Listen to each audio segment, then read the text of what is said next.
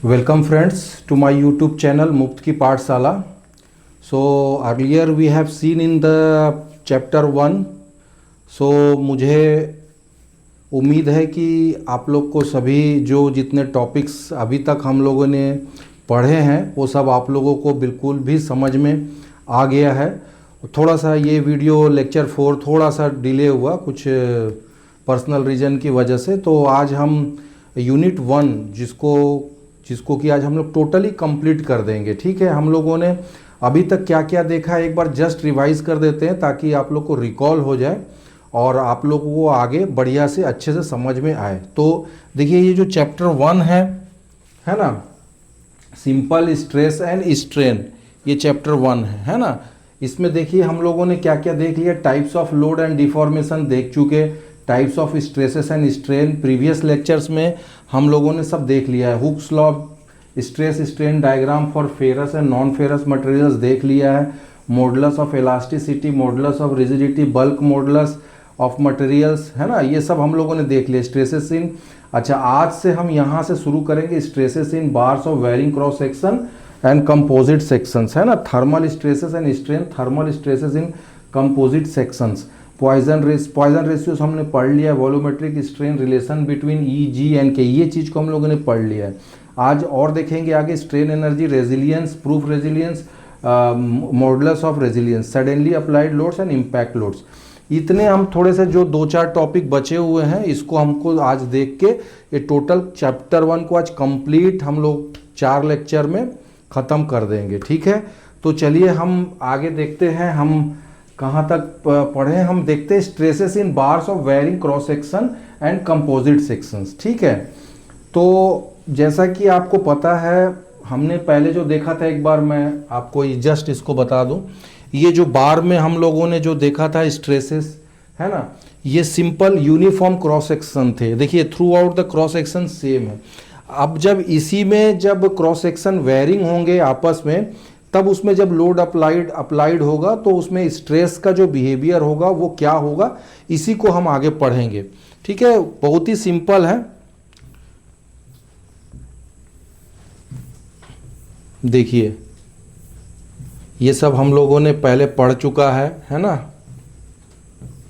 Numerical भी बनाया था, स्ट्रेस स्ट्रेन डायग्राम, है ना. ये नॉन फेरस मटेरियल, है ना, मॉडुलस ऑफ इलास्टिसिटी, रिजिडिटी, है ना, ये सब हम लोगों ने देख लिया है. बल्क मॉडुलस के, पॉइजन रेशियोज भी पढ़ लिया है. एक बार फिर दोहराइए, अगर नहीं समझ में आए तो तब फिर मुझसे पूछिए, है ना. Relation between E G and K, मैंने जस्ट आपको न्यूमेरिकल के पॉइंट ऑफ व्यू से बोला था, इसको आप बस याद कीजिए. E equal to 9 kg upon 3 k plus G, है ना. तो केजी के टर्म में याद रखिए, किलोग्राम के टर्म में आपको याद रहेगा. ठीक है, अब देखिए यहाँ से पढ़ना स्ट्रेसेस इन बार.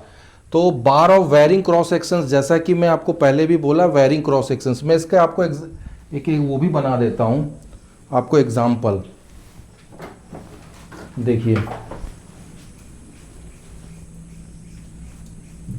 देखिए वेरिंग क्रॉस सेक्शंस का मीनिंग क्या होगा.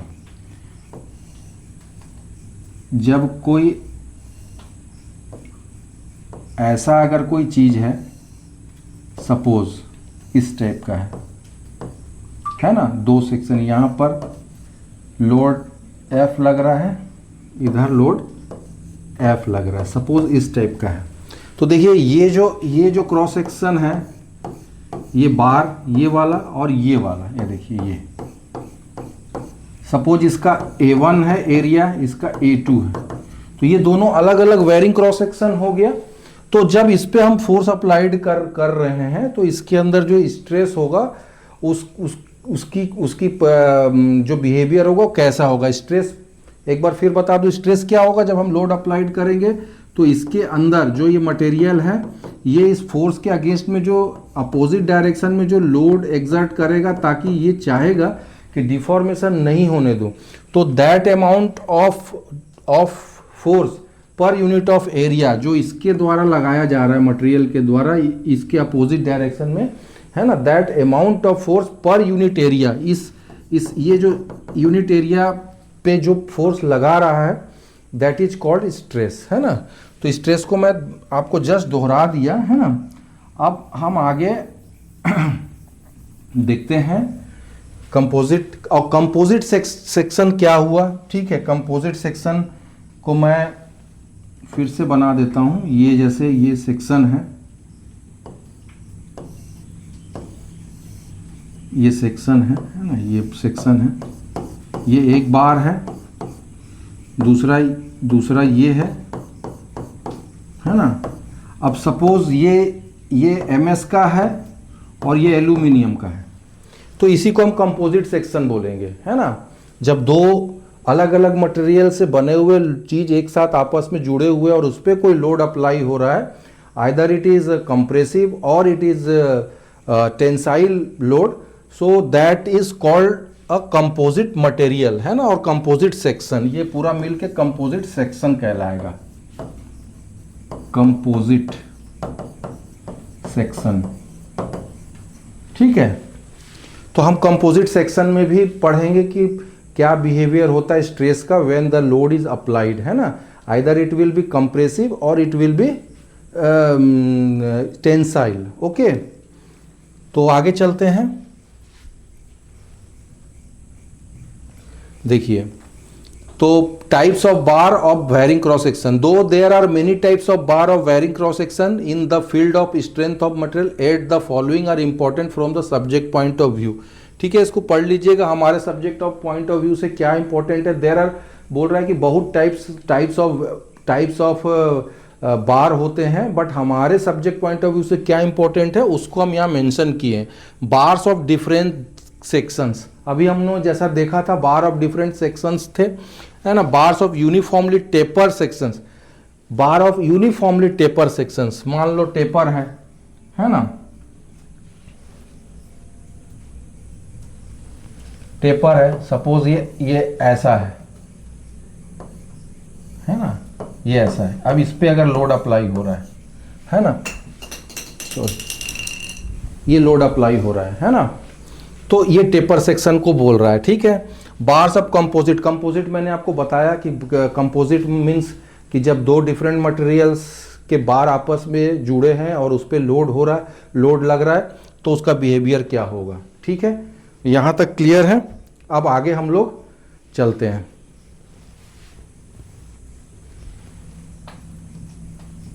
चलिए, stresses in bar of different sections. देखिए, ये डिफरेंट सेक्शंस है ना, ये डिफरेंट सेक्शन है ना। तो इसमें क्या होगा वो हम लोग थोड़ा सा देख लेते हैं, है ना। ये इसके वैल्यू पे मत जाइएगा, जस्ट मैं इसको जस्ट ऐसे ही बनाया कि जैसे ये एक सेक्शन है और ये एक सेक्शन है, इसको जस्ट दिखाने के लिए मैंने बनाया है ना। अब इस पे हम लोगों को, जब दो डिफरेंट सेक्शन है, इस पे हम लोगों को एक इसका डेरिवेशन देख लेते हैं, इसका न्यूमेरिकल देख लेते हैं। तो ठीक है, मैं आपको दिखाता हूँ, बुक से दिखाने का कोशिश करता हूँ मैं आपको, है ना, बुक से दिखाने का कोशिश करता हूँ मैं।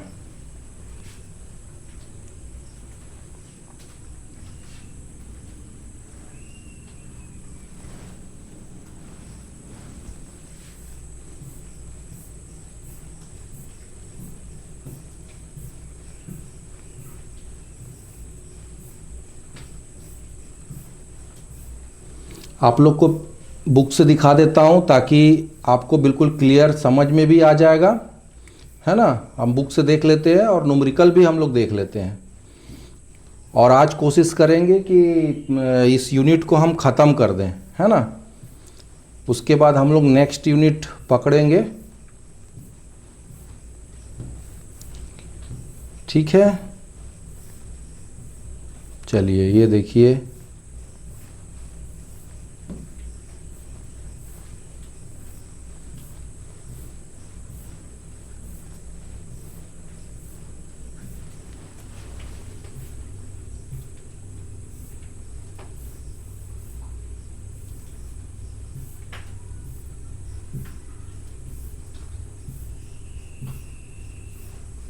देखिए,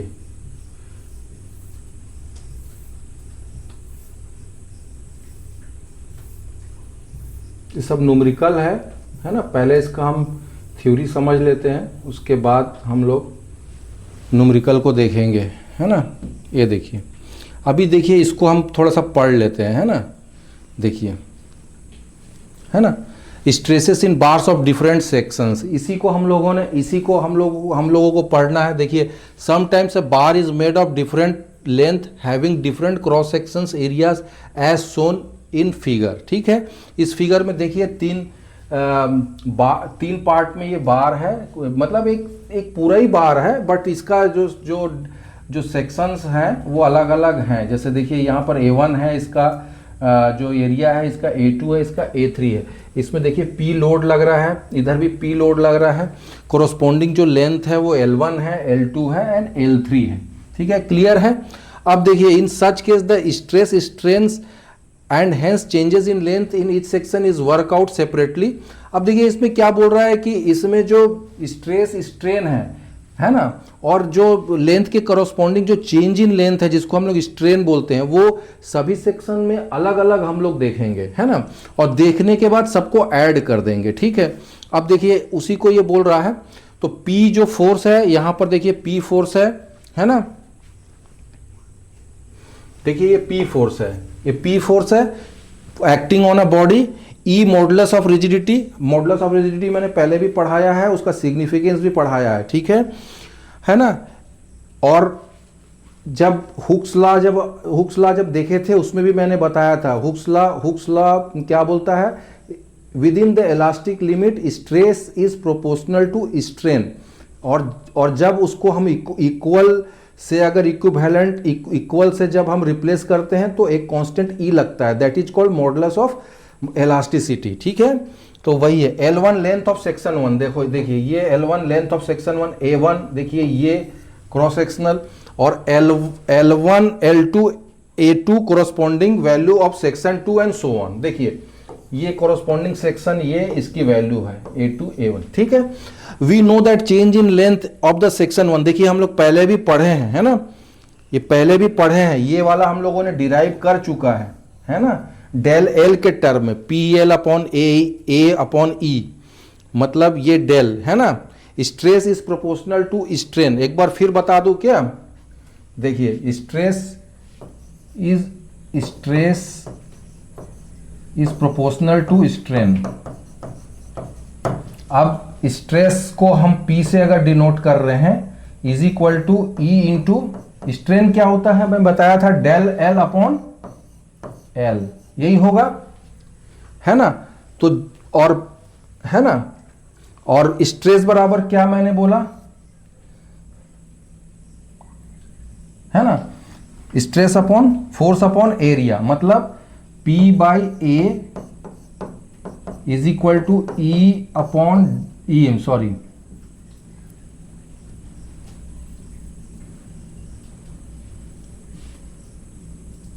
P by A E into del L by L। अब हमको L निकालना है। देखिए जब डेल L यहां निकालिएगा तो ये क्या हो जाएगा, P into L by A, है ना, इंटू E। देखिए ये रिलेशन आ गया। अभी ये रिलेशन को भी इसलिए पुट किया है, जब सेक्शन 1 की बात करेंगे तो डेल वन के जगह डेल L के जगह डेल 1 हो जाएगा, P के जगह, P तो लोड कांस्टेंट है ना, सभी के लिए, तीनों सेक्शन के लिए P के जगह P ही रहेगा। L के जगह लेंथ इसका L1 है, L1 हो जाएगा, एरिया इसका A1 है, हो जाएगा, E कांस्टेंट है तीनों के लिए तो E हो जाएगा। सिमिलरली डेल 2 के लिए देखिए जब निकालिएगा तो P1 ये हो जाएगा, और जब 3 के निकालिएगा तो del L3 is equal to PL3 A2 E हो जाएगा।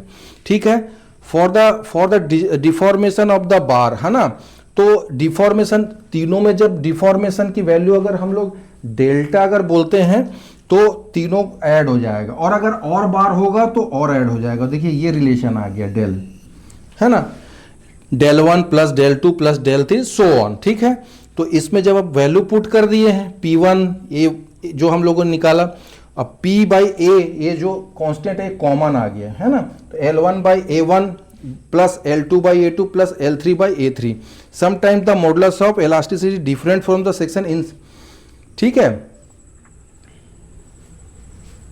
तो ये आपका देखिए ये वैल्यू आ गया, ये वैल्यू आ गया, है ना। अब अगर डिफरेंट सेक्शन का, जैसे कंपोजिट सेक्शंस मैंने बोला है ना, एक इसमें ये का क्यों आ गया, ये देखिए ये वाला,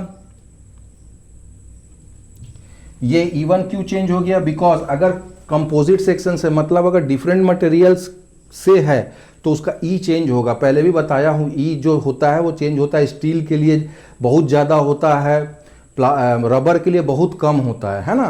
तो उस हिसाब से ये चेंज होगा। जब अगर ये तीन अगर अलग अलग बार बोलेगा तो यहाँ पर E1 E2 E3 अलग अलग रखना है, ठीक है।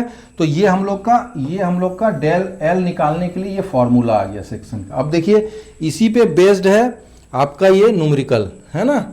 तो कैसे निकालेंगे इस न्यूमेरिकल में, देखिए क्या बोल रहा है, 160 किलो न्यूटन का लोड लग रहा है दोनों साइड में, ये बार है ना, ठीक है। An automobile component shown in figure 3.2 subjected to tensile load of, देखिए इसका A1 दिया हुआ है, A2 दिया हुआ है ना, ये A1 दिया हुआ है, A2 दिया हुआ है, P लोड दिया हुआ है ना। अब क्या बोल रहा है, determine the load elongation of the component if the modulus of, देखिए ई की वैल्यू दिया हुआ है, यहाँ ई की वैल्यू दिया हुआ है 200 GPa मतलब गीगा पास्कल, है ना। अब हमको डिटरमाइन इलोंगेशन, इलोंगेशन मीन्स क्या होता है, डेल एल निकालना है, ठीक है। तो यहाँ डेल एल क्या होगा, देखिए यहाँ दो पार्ट में है, तो अगर सपोज इसको 1 मानेंगे तो del L1 plus del L2 यही निकालना होगा हमको। अब आगे देखते हैं इसको कैसे सॉल्व किया है, ठीक है। देखिए वैसे ही निकाला है, उसी फॉर्मूला में रख दिया है L1 L2 के, बिल्कुल आप बिल्कुल समझ गए होंगे और इसको निकाल लेंगे, ठीक है। चलिए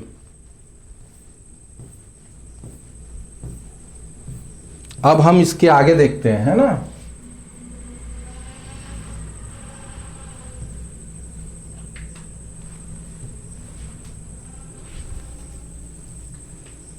चलिए इसके आगे देखते हैं, ये वाला सेक्शन हम लोग देख लिया। अब इसके आगे हमको देखना है कि थर्मल स्ट्रेस क्या होता है, ठीक है। थर्मल स्ट्रेस, अभी तक हम लोगों ने सिंपल स्ट्रेस देखा, टेंस, है ना, चीज वही है, but this is what it says, due to temperature changes single and composite material. Single, जब सिंगल मैंने बोला था, कंपोजिट मतलब अलग अलग मटेरियल्स जब होंगे तो कंपोजिट मटेरियल्स कहलाएंगे। It has been establish since long that whenever there is some increase or decrease in the temperature of the body it causes the body to expand or contract. ये देखा गया है, बोल रहा है कि जब किसी बॉडी में अगर हम टेम्परेचर बढ़ाते हैं तो उस बॉडी में आइदर या तो एक्सपांसन होगा या तो कॉन्स्ट्रैक्शन होगा, ठीक है। इसी चीज़ को बता रहा है। तो ठीक है, उसी बिहेवियर को हम लोग यहाँ पढ़ेंगे। थर्मल स्ट्रेस वही कहलाता है। Little consideration will be shown that if the body is allowed to expand or contract freely with the rise or fall the temperature, no stresses are induced in the body. देखिए ये क्या बोल रहा है कि जब ये बॉडी ऐसे फ्री है, इसको ऐसे हम रख दे रहे हैं, है ना, रख दे रहे हैं, ठीक है, ये फ्री है, मतलब इसमें कहीं भी हम रेस्ट्रिक्ट नहीं कर रहे हैं। और इसमें टेम्परेचर जब अप्लाई कर रहे हैं तो मैंने अभी बताया कि जब टेम्परेचर अप्लाई करेंगे तो आइदर ये एक्सपांड होगा और या तो कंप्रेस होगा, दो में से एक चीज होगा। बट अगर ये बॉडी को फैलने के लिए अगर जगह है, हम कहीं कोई रेस्ट्रिक्शन नहीं है इसमें, तो वहां पर स्ट्रेस इसमें इंड्यूस नहीं होगा। यही चीज ये कहना चाह रहा है कि अगर ये फ्रीली फॉल होगा, एक्सपांड अगर होता है या कॉन्ट्रैक्शन होता है तो इसमें स्ट्रेस इंड्यूस नहीं होगा, ठीक है। ये उसको फैलने देगा, ये कोई भी अंदर से, इसके अंदर से स्ट्रेस क्या होता है, इंटरनल फोर्स है। तो जब ये फ्रीली एक्सपांड होगा तो इंटरनल फोर्स कुछ भी नहीं लगाएगा कि इसको नहीं होने देना है, सिंपल सा चीज़ है।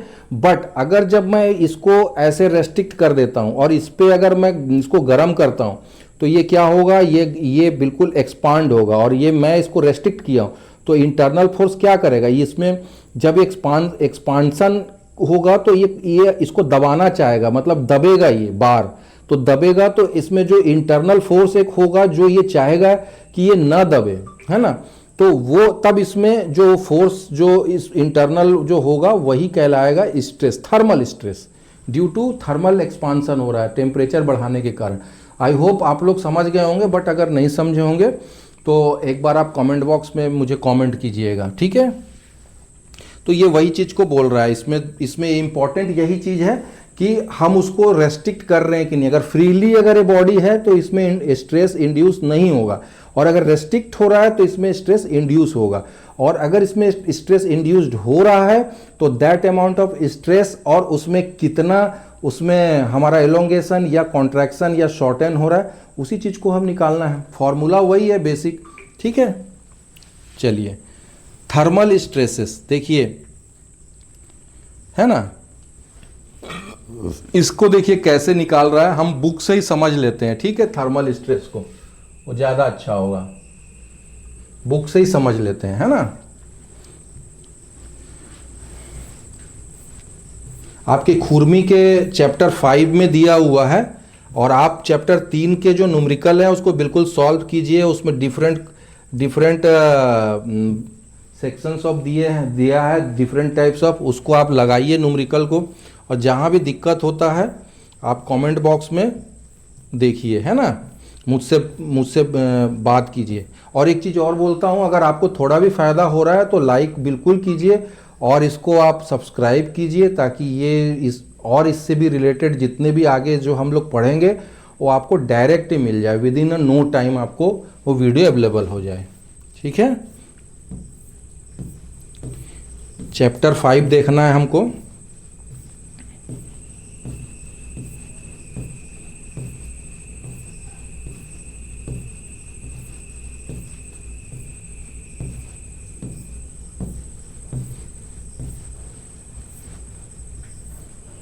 देखिए chapter 5 thermal stresses and strain, इसी को हमको देखना है ना। तो अभी जो हम थर्मल स्ट्रेसेस, अभी मैंने बताया थर्मल स्ट्रेस क्या होता है, थर्मल स्ट्रेस कब आएगा पिक्चर में, जब किसी बॉडी पे या किसी बार पे टेम्परेचर अप्लाई करेंगे और वह कहीं पर वो उसका जो एक्सपांसन होगा हम रेस्ट्रिक्ट करेंगे, तभी उसमें स्ट्रेस इंड्यूस्ड होगा। अगर ये फ्री फॉल में है अगर ये बॉडी, तो नहीं होगा। ये चीज़ क्लियर है, ठीक है। आगे चलते हैं, ठीक है। ये वही बोल रहा है, आप इसको पढ़ लीजिएगा, है ना। अब देखिए thermal stresses in a simple bar, तो थर्मल स्ट्रेसेस और strain in a simple bar may be found out as discussed below. Calculate, इसको मैं आपको मैं हट के इसको पढ़ा देता हूँ, ठीक है, ठीक है। देखिए, calculate the amount of deformation मतलब डेल एल अपने को निकालना है। Bring the deform bar to original length, calculate the load required to bring the deform bar to original length, calculate the stress and strain, ठीक है। तो यही है इसका, देखिए एल इसका ओरिजिनल बॉडी का लेंथ है, टी इसमें इंक्रीज इन टेम्परेचर है, और अल्फा जो है कोफिशिएंट ऑफ लीनियर एक्सपांसन है। तो एक चीज़ आपको याद रखना होगा, we know that increase in length due to increase of temperature. जब हम किसी बॉडी का टेम्परेचर बढ़ाते हैं तो उसके लिए एक फार्मूला है कि उसका जो इंक्रीज इन लेंथ होता है उसका क्या फार्मूला, देखिए डेल एल बराबर L into alpha T. Alpha क्या होता है, कोफिशिएंट ऑफ लीनियर एक्सपांसन, और टी क्या होता है, इंक्रीज इन टेम्परेचर। तो ये याद रखना है। If the bar ends to the bar has fixed और rigid support, तो मैंने जैसे ही बोला था कि ये बार है ना, इसका एंड जो है फिक्स सपोर्ट कर दिए हैं, ये ऐसा है समझिए, इसका लेंथ एल बोल रहा है ना, यही है ना, ठीक है। इसमें टी टेम्परेचर इंक्रीज किए हैं, है ना, ठीक है। तो इसको रेस्ट्रिक्ट किए हैं, है ना, यहाँ पर, ठीक है, वही चीज बोल रहे हैं। If the end of the bar are fix कर दिए to rigid support so that the expansion is prevent, तो एक्सपांसन इसका प्रिवेंट हो गया। तो मैंने पहले भी कहा था, जब एक्सपांसन प्रिवेंट होगा या कॉन्ट्रैक्शन प्रिवेंट होगा तभी स्ट्रेस डेवलप होगा, ठीक है। तो प्रिवेंट के then compressive strain induced in the bar, तो अभी बोल रहा है कंप्रेसिव स्ट्रेन इसमें इंड्यूस होगा। क्यों इंड्यूस होगा, देखिए जब ये रेस्ट्रिक्ट होगा तो जब इसमें एक्सपांसन होगा तो ये इधर की ओर बढ़ना चाहेगा, तो बढ़ने तो देगा नहीं, तो बढ़ने नहीं देगा तो उसको क्या करेगा, वो दबा के कंप्रेशन फोर्स आएगा, है ना, वही चीज को बोल रहा है। तो कंप्रेशन स्ट्रेन होगा। अब देखिए आपको मालूम है एप्सिलॉन मतलब क्या होता है, ये इसको स्ट्रेन बोलते हैं। स्ट्रेन बराबर डेल एल बाई एल होता है ना। आपने डेल एल बराबर एल इंटू अल्फा टी निकाला है, अपॉन एल हो गया, तो यहां से ये और ये कट गया तो अल्फा टी हो गया, ठीक है। तो सिग्मा, सिग्मा क्या होता है, सिग्मा स्ट्रेस है, stress equal to strain into, है ना, Hooke's law, stress is proportional to strain, ये स्ट्रेन और ई है। तो ई की वैल्यू देखिए यहां से आपने अल्फा टी निकाला है, तो अल्फा टी इंटू ई हो गया, sigma equal to alpha T into E हो गया। If supports yield by an amount equal to del, then the actual expansion that takes place. ठीक है, ठीक है। ये क्या बोल रहा है कि अगर, अभी तो ये होने नहीं देगा आपको मालूम है, बट ये मान रहा है कि अगर इसमें जो भी कंप्रेशन स्ट्रेन होता, अगर वो डेल मतलब बहुत स्मॉल वैल्यू के बराबर होता, है ना, स्मॉल वैल्यू के बराबर होता, है ना, तो क्या होता, वो उसमें माइनस हो जाता, है ना, तो डेल में से माइनस होता, है ना, ठीक है, तो डेल में से माइनस होगा। तो ये जो है आपका देखिए यहां पर जब वैल्यू पुट करेंगे, डेल एल बराबर, है ना, I alpha T minus del हो गया, है ना, ठीक है ना। अब है ना, ठीक है। अब देखिए यहां पुट कर दीजिए, है ना, यहां पुट कर दीजिए इसकी वैल्यू अल्फा टी, है ना, तो epsilon equal to alpha L by del L by L equal to ये वाला आ जाएगा, ये आ जाएगा इनटू ये। जब इसको आप कॉमन लेके काटेंगे तो ये वैल्यू आ जाएगा, ठीक है। और सिग्मा को हम लोगों ने यहाँ से निकाला था एप्सिलॉन ई, तो एप्सिलॉन के जगह देखिए, इसके जगह हम लोग ये वैल्यू को पुट कर देंगे अल्फा टी माइनस, देखिए ये गलत लिखा हुआ है यहाँ पर, है ना, यहाँ माइनस आएगा, है ना, ये सुधार लीजिएगा, बुक में गलती है, alpha T minus del by L, तो ये इंटू ई हो जाएगा, ठीक है। तो ये आपको वैल्यू मिल गया, ये फॉर्मूला आ गया, ठीक है, ये फॉर्मूला आ गया, ये फॉर्मूला आ गया आपका। तो इसमें क्या फॉर्मूला मिला, है ना, स्ट्रेन, इसका फॉर्मूला मिला, है ना, डेल का फॉर्मूला मिला, है ना। देखिए the value of coefficient of linear expansion of material in every day, तो ये ठीक है, ये उसका कोफिशिएंट ऑफ एक्सपांशन का वैल्यू दे रहा है। अब देखिए, अब आप न्यूमेरिकल सॉल्व कीजिए, देखिए aluminium alloy bar fix to a both इन हीटेड, है ना, देखिए, है ना, find the stress develop in the bar, takes modulus of elasticity, E की वैल्यू दिया है, coefficient of linear expansion alpha की वैल्यू दिया है, ई की वैल्यू दिया हुआ है ना, ई की वैल्यू दिया हुआ है, अल्फा की वैल्यू दिया हुआ है ना, ठीक है। और aluminium bar fixed at the both and heated through 20 के, टी की भी वैल्यू दिया हुआ है 20 के केल्विन के टर्म में, है ना। Find the stress develop in the body, stress को सिग्मा से डिनोट कर रहा है, ये पूछ रहा है ना, ठीक है। ई भी दिया हुआ है और अल्फा भी दिया हुआ है, दोनों रेस्पेक्टिवली। अब देखिए, ठीक है, ये वही चीज, we know the thermal stress, देखिए ये फॉर्मूला होता है सिग्मा बराबर अल्फा टी इंटू ई, पहले हम लोग डिराइव कर चुके हैं, आप डायरेक्ट रखेंगे, यहाँ आंसर आएगा, सिग्मा निकल गया, ठीक है।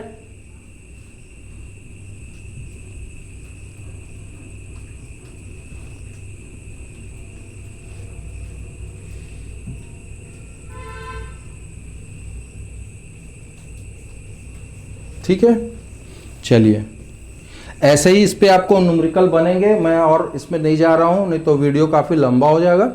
तो आप इसको देख लीजिए, इसके आगे हमको क्या पढ़ना है वो एक बार देखते हैं, ठीक है। इस पे आप न्यूमेरिकल सॉल्व कीजिए, अगर आपको दिक्कत होता है आप बिल्कुल मेरे से पूछ सकते हैं, है ना। चलिए, ये हम लोगों ने देख लिया थर्मल स्ट्रेस वाला। अब स्ट्रेन एनर्जी एंड रेजिलेंस क्या होता है इसको देख लीजिएगा, है ना, energy store due to deformation, ठीक है। It is the most common and practical way of loading a body in which the loading starts from zero and increases gradually till the body is fully loaded.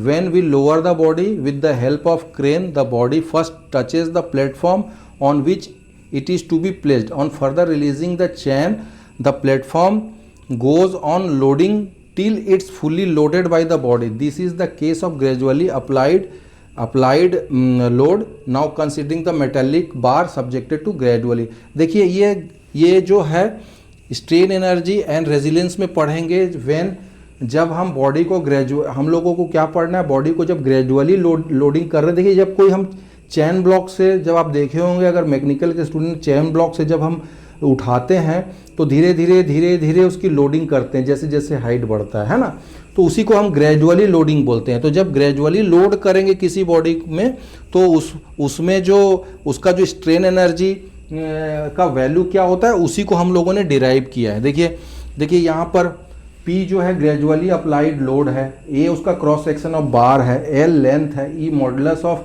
Elasticity है और alpha deformation of the bar है. चीज़ वही है जो आप लोगों ने देखा है. ठीक है, अब देखिए average load is equal to work done. Work done बराबर क्या होता है, फोर्स इनटू डिस्टेंस. ठीक है, तो फोर्स क्या होगा, एवरेज लोड इनटू डिफॉर्मेशन, है ना. ठीक है, तो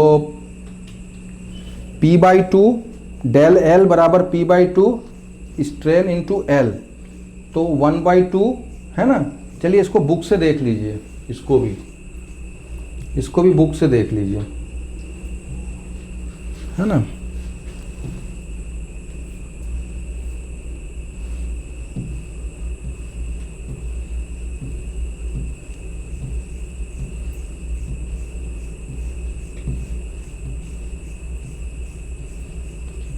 लगता है चैप्टर 6 में है रेजिलियंस,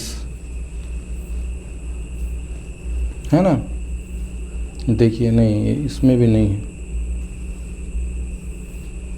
चलिए वहीं से देख लेते हैं, नहीं तो अननेसरी का टाइम लगेगा, अपने को टाइम लगेगा.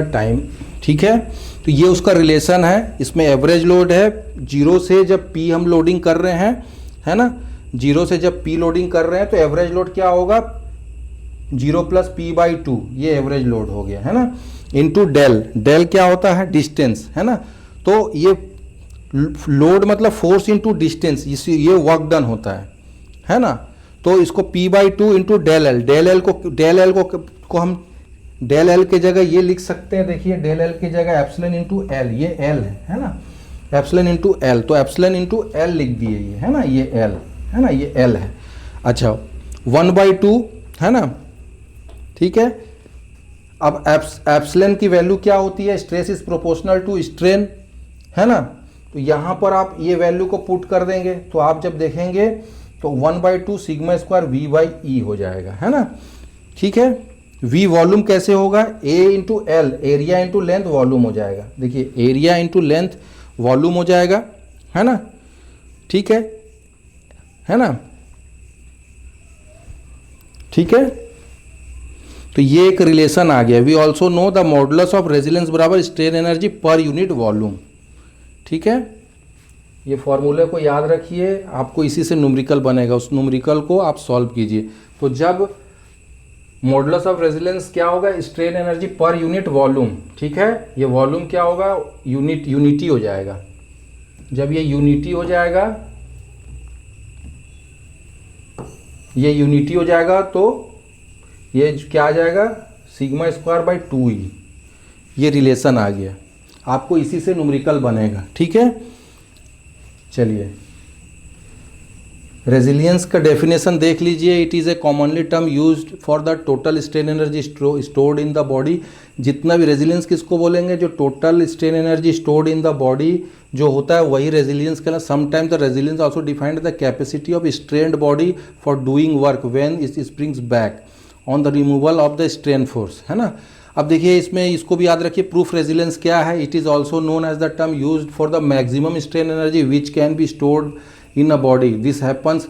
देखिए प्रूफ रेजिलियंस उसको बोलेंगे जब कोई बॉडी जो मैक्सिमम अमाउंट ऑफ, है ना, स्ट्रेन एनर्जी को जितना वो अपने आप में स्टोर कर सकता है उसी को हम लोग प्रूफ रेजिलियंस बोलते हैं. मॉडुलस ऑफ रेजिलियंस क्या है, the proof resilience per unit volume. अब proof resilience per unit volume हो जाएगा तो that is called modulus of resilience. तो इसको याद कर लीजिए. ठीक है, इसके बाद आपका आता है सडनली अप्लाइड लोड, है ना, suddenly applied load and impact load. ठीक है, इसको बुक से देख लीजिए, है ना.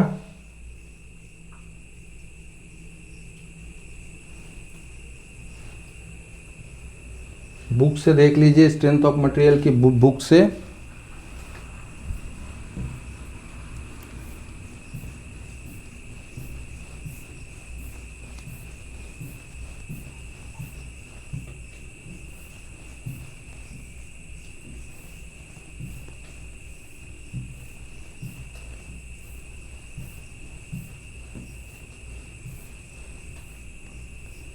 ठीक है, इसको हम लोगों ने देख लिया, thermal stress in wearing section में ये देख लिया था हम लोगों ने, है ना।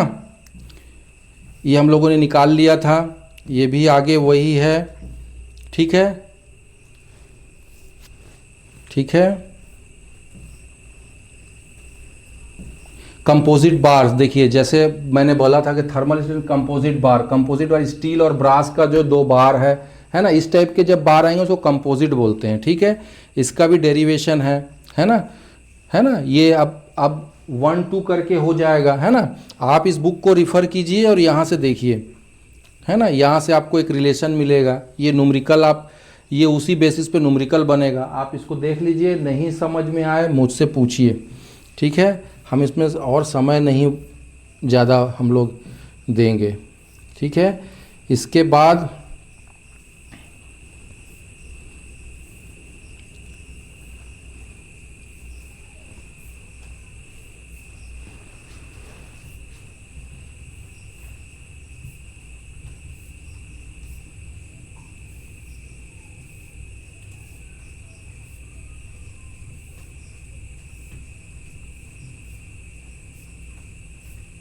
ठीक है, तो हम लोगों ने देखा, तो होप करता हूँ कि आपको पूरी वीडियो समझ में आई होगी, है ना।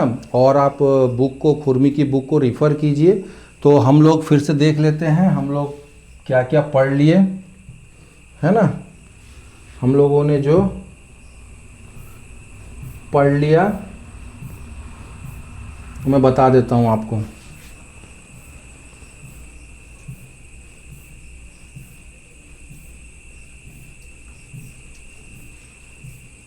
ये यूनिट आपकी ख़त्म हो गई। अगले बार हम लोग यूनिट 2 देखेंगे, है ना। सिंपल स्ट्रेसन एंड स्ट्रेन जो था इसमें ख़त्म हो गया। हम लोग types of load and deformation देख चुके, स्ट्रेस स्ट्रेन देख चुके, हुक्स लॉ देख चुके, है ना। Modulus of elasticity, rigidity, thermal stresses in varying cross section, composite section, thermal stresses strain, ये सब देख लिए। Poisson ratio, volumetric strain, relation between E G and K, strain energy, resilience, proof resilience, modulus of resilience, suddenly applied loads and impact loads, है ना, और gradually loading, है ना। ठीक है, ये सब हम लोगों ने देख लिया। ठीक है, तो चैप्टर 1 टोटल कंप्लीट हो गया है। आप 4 लेक्चर्स हैं चैप्टर 1 से रिलेटेड। चारों लेक्चर को बहुत बढ़िया से पढ़िए, खुरमी की बुक को रिफ़र कीजिए और न्यूमेरिकल बनाइए। न्यूमेरिकल बनाएंगे तो बहुत सारे आपके जो डाउट्स हैं क्लियर होंगे। उसके बाद भी अगर नहीं समझ में आता है, कमेंट सेक्शन में आप बिल्कुल लिखिए, आपको हेल्प किया जाएगा। ठीक है, अब चैप्टर 2 में आगे हम जो लेक्चर 5 जो होगा उसमें हम देखेंगे mechanical properties and testing of materials. ठीक है, ये हम लोग देखेंगे। Definition of various mechanical properties, necessity of testing of material, different types of test, destructive and non destructive test, tensile test, compressive test, bending test, shear test, hardness test, impact test, fatigue test. ठीक है, इस चीज़ को हम अगला chapter में हम देखेंगे। ठीक है, तो फ्रेंड्स आज के लिए इतना ही। थैंक यू, है ना। अगले लेक्चर में फिर हम मिलेंगे। Okay, thank you.